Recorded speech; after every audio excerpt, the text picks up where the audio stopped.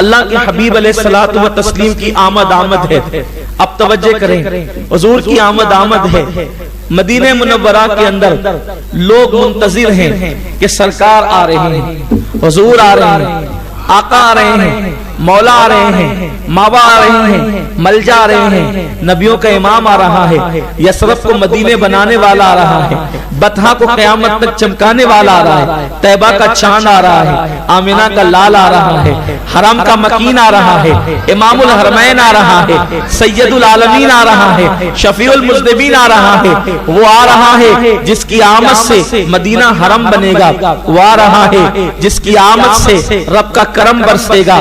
وہ آ رہا ہے جس کے قدموں کو جس کے قدموں کو یثرب کی خاک چوم کر خاک شفا بن جائے گی. وہ زمین جو کبھی بلاؤں کا گھر تھی، نبی کے قدموں سے اسے خاک شفا ہونے کا شرف مل جائے گا. اس کی آمد ہے. لیکن مدینے والوں کی تڑپ کیا تھی؟ توجہ فرمائیں، ان کے اور ہمارے جذبات ایک سے ہیں، ان کے ہمارے انتظامات ایک سے ہیں، ان کے اور ہمارے معاملات ایک سے ہیں. اس لیے کہ ان کا جو مسلک ہے وہ اپنا بھی مسلک ہے. توجہ فرمائیں، اتفاق کی بات یہ ہے، حضور علیہ الصلوۃ والتسلیم جب مکے سے چلے وہ مہینہ سفر کا تھا، اور جب مدینہ منورہ حضور علیہ السلام پہنچنے لگے، حضور علیہ السلام پہنچنے لگے تو وہ ایام ربیع الاول کے تھے. گویا کہ صحابہ کرام انتظار کر رہے تھے ربیع الاول کے پہلے عشرے ہی سے حضور کب تشریف لا رہے ہیں. آج بھی ان مدنی صحابہ کی سنت ادا کرتے ہوئے سنی منتظر رہتا ہے کہ ربیع الاول کی 12ویں کب آ رہی ہے.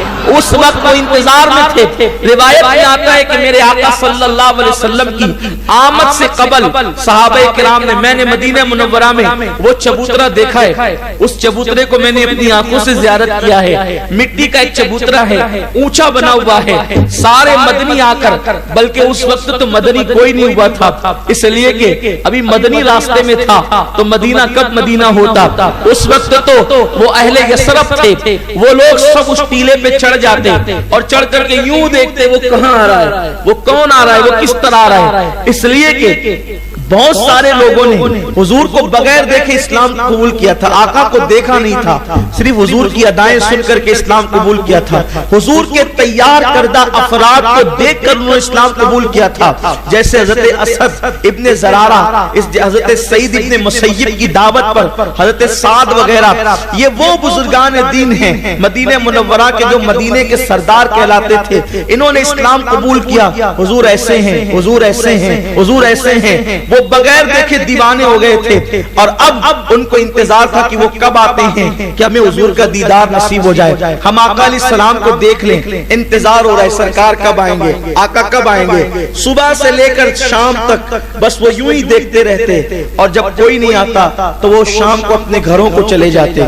ایک روایت میں یہ بھی ہے کہ صبح سے لے کر کے دن چڑھے تک وہ وہاں رہتے، پھر دوپہر کو گھروں کو چلے جاتے، پھر شام کو آتے. اس طریقے سے ان کا یہ معمول تھا. ایک دن ایسا ہوا کہ وہ صبح سے لے کر دوپہر تک تکتے رہے حضور کی راہ. ذرا غور تو کریں ان کا اشتیاق کیسا ہوگا، ان کا انداز کیسا ہوگا. اللہ اکبر. وہ انتظار کرتے رہے.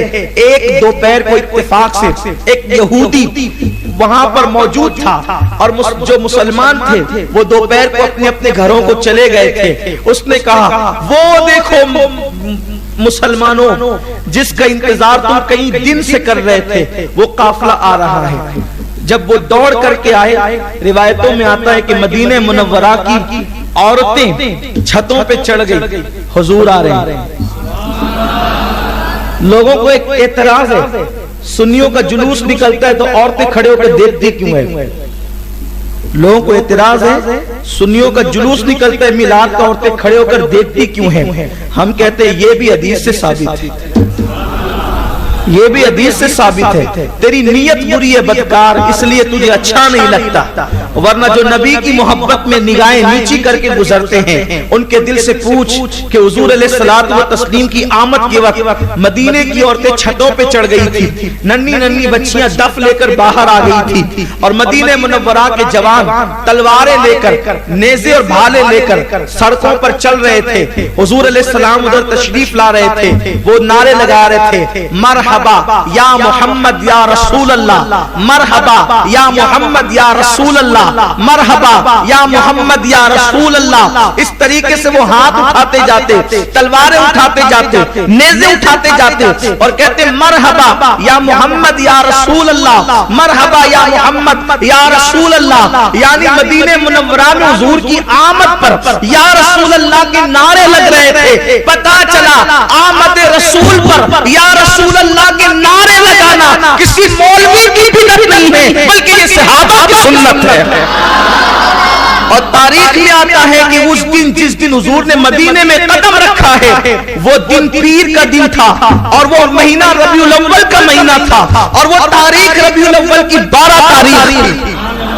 آقا کریم جب مدینہ منورہ تشریف لاتے ہیں, میں نے جان بوجھ کر قباء کا تذکرہ چھوڑ دیا, میں ڈائریکٹ مدینہ منورہ کی بات کر رہا ہوں, اس لیے کہ وقت میں اتنی گنجائش نہیں کہ قباء کو بیان کیا جائے. اس وقت بس اب مدینہ منورہ کو بیان کرنا ہے.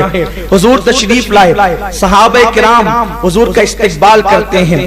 حضور علیہ الصلوۃ والتسلیم اونٹنی پر سوار ہے. اب دیکھیں اس وقت حضرت سیدنا ابو بکر صدیق کی عمر 51 سال کم و بیش تھی, اور حضور علیہ السلام کی عمر شریف کم و بیش 53 سال تھی. لیکن حضور علیہ السلام ایک دم نوجوان نظر آتے تھے, کیونکہ اب تک اکثر لوگوں نے حضور کو دیکھا نہیں تھا, اور ابو بکر صدیق بوڑھے نظر آتے تھے. تو چونکہ عام طور پہ ایسا ہی ہوتا ہے نا کہ جو بڑا آدمی ہوتا ہے عام طور پہ لوگ سمجھتے ہیں کہ مرتبے والا بوڑھا ہی ہوتا ہے, ایسا ہی ہوتا ہے نا. تو لوگ کیا کرتے تھے, جب آتے تھے تو صدیق اکبر سے مصافحہ کرتے تھے, اور بعد میں حضور علیہ السلام سے, تو صدیق اکبر سے جب کوئی آتا تو صدیق کہتے یہ ہے میرے صاحب, میرے آقا یہ ہیں. اور اس کے بعد پھر سوچا کہ کتنوں کو کہوں گا یہ ہے اور یہ ہے. صدیق اکبر نے کیا کیا, جب میرے آقا علیہ السلام کی طرف لوگ بڑھنے کی بجائے, چونکہ صدیق کے سفید بالوں کو دیکھ کر وہ جب صدیق کی طرف بڑھنے لگے تو صدیق اکبر نے اپنی چادر اتاری, اور چادر اتار کے حضور کے سر پہ سایہ کر کے کھڑے ہو گئے. اس شان کے ساتھ پھر لوگ سمجھ گئے کہ جو جوان بیٹھا ہوا ہے وہ مخدوم ہے, اور جو بوڑھا کھڑا ہوا ہے وہ خادم ہے. حالانکہ صدیق اکبر کی عمر میرے نبی کی عمر سے کم تھی, لیکن یہ حضور کا معجزہ ہے کہ حضور علیہ السلام 63 سال کی عمر میں بھی نوجوان ہی نظر آتے تھے. یہ آقا کریم صلی اللہ علیہ وسلم کا عظیم معجزہ ہے. بہرحال صدیق اکبر حضور علیہ السلام کے لیے چادر لے کر کے کھڑے ہو گئے. اب یہ قافلہ مدینۃ الرسول میں داخل ہو رہا ہے, لوگوں کو انتظار ہے. جیسے جیسے اونٹنی آگے بڑھتی ہے, مدینے کی ننھی ننھی بچیاں کہتی ہے طلع البدر علینا من ثنیات الوداع وجب الشکر علینا وجب الشکر علینا ما دعا للہ دائی. وہ یہ پڑھتی جاتی ہے, دف بجاتی جاتی ہے, اور حضور علیہ السلام کا یہ قافلہ آگے بڑھتا جاتا ہے.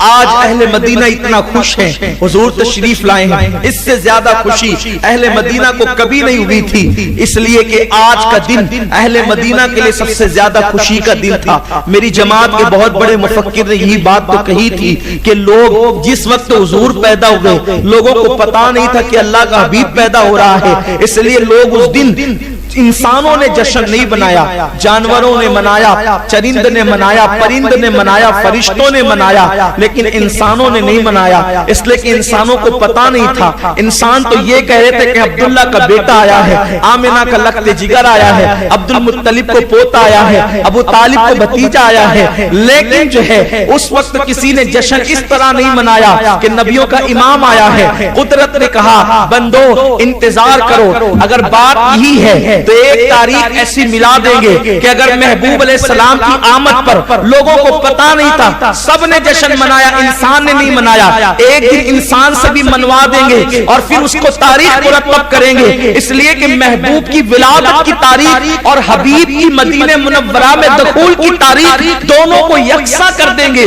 اس کا دن بھی یکساں ہوگا, اس کا مہینہ بھی یکساں ہوگا. اللہ اکبر. یعنی آپ غور کریں, حضور مکہ میں آئے تو بھی دن پیر کا تھا, مہینہ ربیع الاول کا تھا, تاریخ 12 تھی, اور حضور مدینے بھی آئے, حضور مدینے بھی آئے, دن پیر کا تھا, مہینہ ربیع الاول کا تھا, تاریخ 12 تھی. اب لوگ کہتے ہیں کہ مکہ آنے کی تاریخ میں تو حضور کا کوئی جلوس مکے میں نہیں ملتا. اور قدرت نے کہا بندے اگر مکے میں آنے کی تاریخ نہیں ملتی تو مدینے میں آنے پر جلوس بھی ملتا, اسی تاریخ میں, اسی تاریخ میں نعرے بھی ملتے ہیں.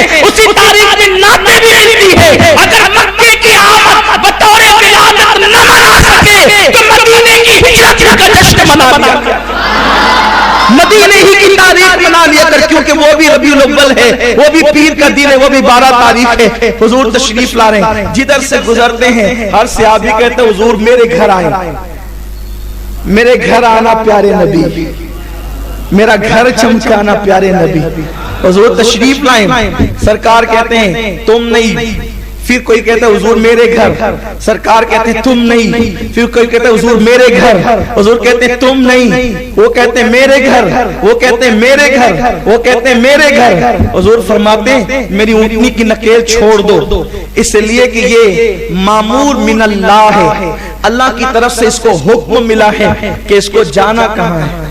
میں حیران ہوں یا اللہ، لوگ کہتے ہیں حسین بھٹک گئے، خدا کی قسم جس اونٹنی پر میرا نبی بیٹھتا ہے، جس اونٹنی پر میرا نبی بیٹھتا ہے، جب وہ اونٹنی بھٹک نہیں سکتی تو جس نبی پر حسین بیٹھتا ہے وہ حسین کیسے بھٹک سکتا ہے؟ ارے نبی کی سواری نہیں بیٹھتی تو نبی کا سوار کیسے بیٹھ سکتا ہے؟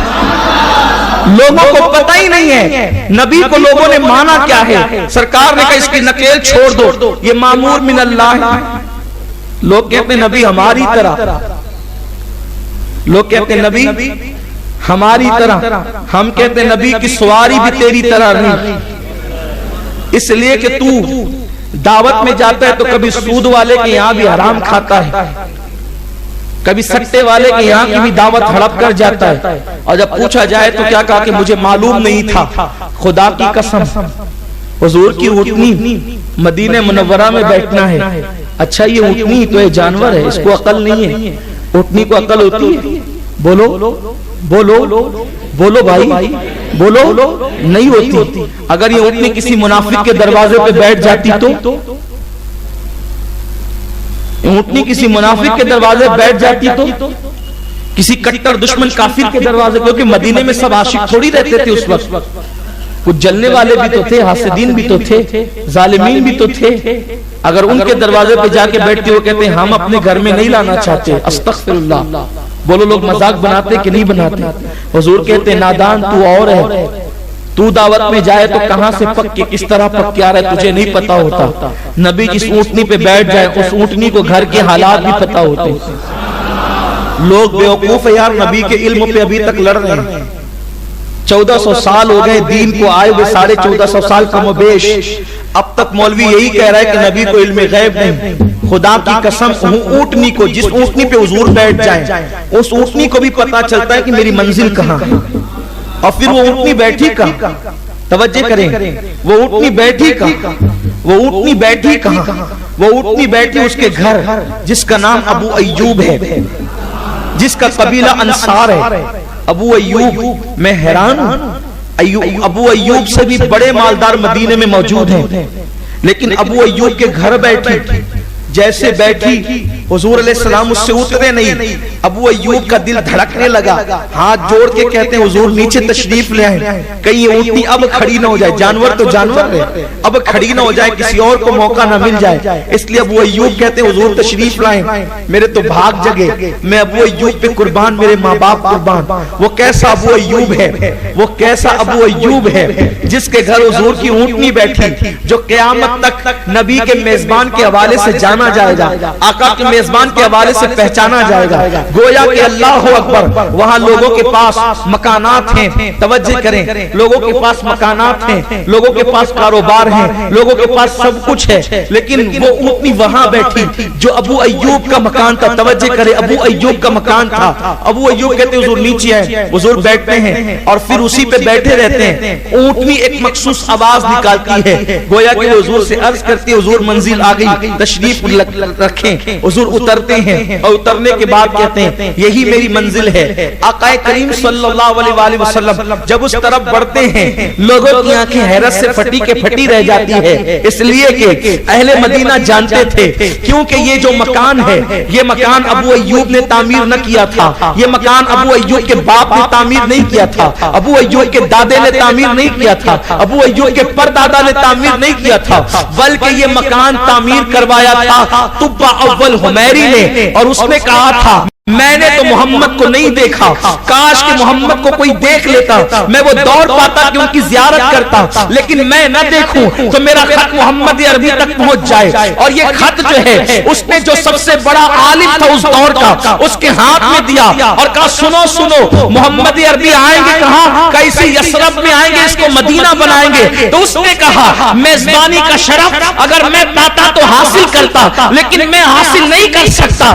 ایک کام کرتا ہوں، ان کے لیے خوبصورت 2 منزلہ مکان تعمیر کر دیتا ہوں، میں رہوں نہ رہوں، حبیب جب آئے تو میرے ہی تعمیر کرتا گھر میں آئے اور اس گھر کے اندر اس بڑے عالم کو بسایا، اسی کے پاس خط دیا، عالم کا وصال کا وقت آیا، اس نے اپنے بیٹے کو دیا، اس نے اپنے بیٹے کو دیا، اس نے اپنے بیٹے کو دیا، اس نے اپنے بیٹے کو دیا، اس نے اپنے بیٹے کو دیا۔ جب نبی کی آمد کا وقت تھا اسی عالم کی اولاد میں ابو ایوب انصاری تھے اور ابو ایوب انصاری اس گھر میں مقیم تھے۔ پتا چلا مدینے والے یہ نہ کہے کہ ابو ایوب نے حضور کو گھر میں رکھ کے محمد پہ احسان کیا، یا حضور کہیں اور جاتے تو لوگ کہتے 7 مہینے فلاں کے گھر رہے، 3 مہینے فلاں کے گھر رہے۔ حضور کہتے ہیں اونٹنی وہی جائے گی جہاں اس کی منزل ہے، اونٹنی کہیں نہ گئی۔ برسوں پہلے، صدیوں پہلے تبا نے میرے نبی کے لیے جو مکان بنایا تھا، نبی کسی کے گھر نہیں گئے، نبی اپنے گھر تشریف لے، حضور اپنے گھر تشریف، اس کی تو رکھوالی کر رہے تھے ابو ایوب، اس کی تو رکھوالی کر رہے تھے ابو ایوب، حضور اپنے گھر تشریف لے گئے۔ لوگ کہتے حضور میرے گھر چلے، نبی کہتے نہیں میں تو اپنے گھر جاؤں گا۔ ابو ایوب کے گھر گئے، ابو ایوب اتنے خوش تھے، خدا کی قسم اس کی خوشی کا اندازہ کون لگائے کہ جہاں جبریل تلووں کو بوسے دیتا ہو، وہ صاحب کعبہ کا حسین آج ابو ایوب کے گھر آیا، دل دھڑکتا ہے، سینے میں پھڑکتا ہے۔ حضور کہتی ہے ابو ایوب میری امانت تو دے دے۔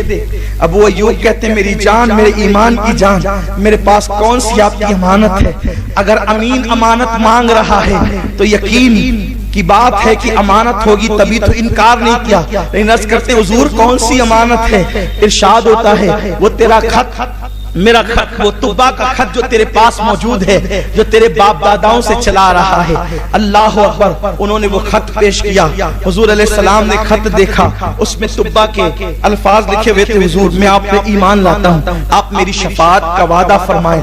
حضور نے طبا کے لیے شفاعت کا وعدہ فرمایا۔ اس کے بعد میرے آقا علیہ السلام تقریباً 7 مہینے تک ابو ایوب کے گھر میں۔ اب ابو ایوبی کا گھر کہوں گا اس کو سمجھنے سمجھانے کے لیے، حقیقت تو آپ سن چکے ہیں۔ ابو ایوب کہتے حضور آپ کو اوپر رہنا ہے، سرکار کہتے نہیں میں نیچے رہوں گا۔ اس کی وجہ یہ ہے کہ اوپر رہنے میں یہ ہوگا کہ جو مجھ سے ملنے جلنے آئے گا نیچے اترنے اوپر چڑھنے میں تکلیف ہوگی، اور اگر میں نیچے رکتا ہوں تو نیچے رکنے کی وجہ سے لوگ آسانی کے ساتھ کمزور ضعیف ناتواں سبھی آ کر کے مل لیں گے۔ ادھر ایک شخص تھا جس کے لیے تاج بنا کر کے تیار رکھا ہوا تھا، اس کا نام تھا عبداللہ ابن ابی، اس کے لیے تاج تیار تھا، یثرب کا تاجدار اس کو بنایا جانے والا تھا۔ اسی ایام میں اعلان ہوا کہ حضور تشریف لا رہے ہیں، اسی کو سب سے برا لگا۔ مکے کی آمد شیطان کو سب سے زیادہ بری لگی، اور مدینہ منورہ میں حضور کی آمد عبداللہ ابن ابی کو بری لگی، اس لیے کہ مکے میں آئے تو شیطان کا راج ختم کیا، اور مدینے میں آئے تو منافق عبداللہ ابن ابی کا راج ختم کیا۔ اسی لیے حضور کی آمد نہ کبھی منافق کو اچھی لگتی ہے نہ کبھی شیطان کو اچھی لگتی ہے۔ بس بات اتنی ہے جب کسی کو نبی کی آمد پہ برا لگے یا تو وہ شیطان کی برادری سے ہوگا یا عبداللہ ابن ابی کی برادری سے ہوگا، وہ تیسرا کوئی نہیں ہو سکتا۔ بات 2-2-4 کی طرح بالکل سیدھی سیدھی ہے۔ لوگ کہتے ہیں امین القادری کو کیا ہو جاتا ہے، وہ تقریر میں کچھ اور کہتے ہیں، میں کہتا ہوں کچھ اور نہیں کہتے، بات تو مطلب ہی کی ہوتی ہے، زبان میری ہے، بات ان کی انہی کے مقصد کی کہہ رہا ہوں، اپنا حال یہ ہوتا ہے۔ میرے پیارے آقا علیہ السلام کے پیارے دیوانوں، اور اگر حق بات نہ کہیں تو پھر تقریر کا شوق ہی تو ہوتا ہے. اگر تقریر شوق سے کی جائے تو پھر شوق پورے ہوتے ہیں. ہمیں تقریر شوق سے نہیں کرنا ہے، ہمیں تو تقریر وقت اور حالات کے تقاضے کے مطابق قوم کے ایمان اور عقیدے کے تحفظ کے لیے کرنا ہے. ہمیں تقریر کرنے کا شوق نہیں. قوم کی ضرورت بلواتی ہے کہ لوگوں حق کو پہچانو. نبی جب مکے میں آئے تو شیطان رو رہا تھا، نبی جب مدینے میں آئے تو عبداللہ ابن ابی رو رہا تھا. پتا چلا نبی کی آمد پر رونا یا تو منافق کو نصیب ہوتا ہے یا تو شیطان کو نصیب ہوتا ہے. اس لیے لوگوں حضور کی آمد پہ رویا نہیں کرو بلکہ حضور کی آمد پہ خوشی کیا کرو. اس لیے کہ جب مکے میں آئے تو کعبہ خوشی کر رہا تھا اور جب مدینے میں آئے تو صحابہ خوشی کر رہے تھے. پتا چلا حضور کی آمد جب بھی ہو یا تو کعبہ کی خوشی کا دن ہے یا تو صحابہ کی خوشی کا دن ہے. چاہے جس دن آپ حضور کا جشن منا لے. حضرت ابو ایوب انصاری نے کہا حضور میرے گھر اوپر رکے، ہم نیچے رہیں گے. سرکار نے کہا نہیں، نیچے ہم رہیں گے. اب کیا ہوا؟ ابو ایوب کے گھر حضور کا قیام ہے، لوگ آتے ہیں ملتے ہیں حضور سے. ابو ایوب کہتے ہیں ہم حضور کے لیے کھانا بناتے تھے، ہم حضور کے لیے کھانا بناتے تھے، اچھے اچھے کھانے، اور حضور کو بھیجتے تھے نیچے. اور جتنے لوگ ملنے آتے تھے ان سب کو بھی ہم لوگ کھانا پیش کرتے تھے. بڑا سا تھال ہوتا تھا جس کو مالیگاؤں والے اپنی زبان میں سینی کہتے ہیں، ہے نا. وہ تھالے کو آپ لوگ کیا کہتے ہیں؟ سینی کہتے ہیں. ہم لوگ سینی کہتے ہیں، جانتے ہیں نا. بہت بڑی ہوتی ہے، ٹھیک ہے. ایک تو وہ ہوتی ہے جس کو تھالا کہتے ہیں، وہ تھالے سے بڑی ہوتی ہے سینی. روایتوں میں آتا ہے حضور جس سینی میں کھانا کھاتے تھے اس کو کئی آدمی اٹھاتے تھے. جب تک ابو ایوب کے گھر قیام ہے تو حضور سید عالم صلی اللہ علیہ وآلہ وسلم کھانا تناول کرتے تو ادھر سے ابو ایوب دیکھ رہے ہوتے حضور کہاں سے کھا رہے ہیں، حضور علیہ السلام کہاں سے کھا رہے ہیں. جب وہ کھانا حضور بچا دیتے. کھانا بچانا خلاف سنت ہے اس وقت جب اپنے بعد کوئی کھانے والا نہ رہے، اور اپنے بعد بھی اگر کوئی کھانے والا ہو تو اس کے لیے کھانا بچا دینا یہ حضور کی سنت ہے. سرکار کھانا بچا دیتے تو ابو ایوب اور ان کی اہلیہ دونوں دیکھتے کہ حضور کی انگلیوں کے نشان کہاں ہیں. توجہ آپ کی بہت خاص بات عرض کرنے لگا ہوں. اپنے حضور کی ہجرت بیان ہو رہی ہے، ساتھ ساتھ سیرت بھی بیان ہو رہی ہے. ابو ایوب کہتے ہیں ہم وہاں سے کھاتے. کہاں سے؟ جہاں سے حضور کی انگلیوں کے نشان ہوتے. ابھی آپ نے سنا کہ اتنی بڑی سینی میں درجنوں ہاتھ پڑتے. پھر ابو ایوب کو کیسے پتا چلتا کہ حضور کی انگلیاں یہاں سے ہے؟ پتا اس طرح چلتا کہ حضور کی انگلیاں جتنی خوبصورت تھی بناوٹ کے اعتبار سے اتنی خوبصورت کسی کی انگلی نہ تھی. تو ابو ایوب انصاری حضور کی انگلی کے وہ خوبصورت نشان، سب سے زیادہ خوبصورت جس انگلی کے نشان ہوتے ابو ایوب سمجھ جاتے کہ میرے محبوب نے یہاں سے کھایا، وہاں سے کھایا. ایک دن کیا ہوا؟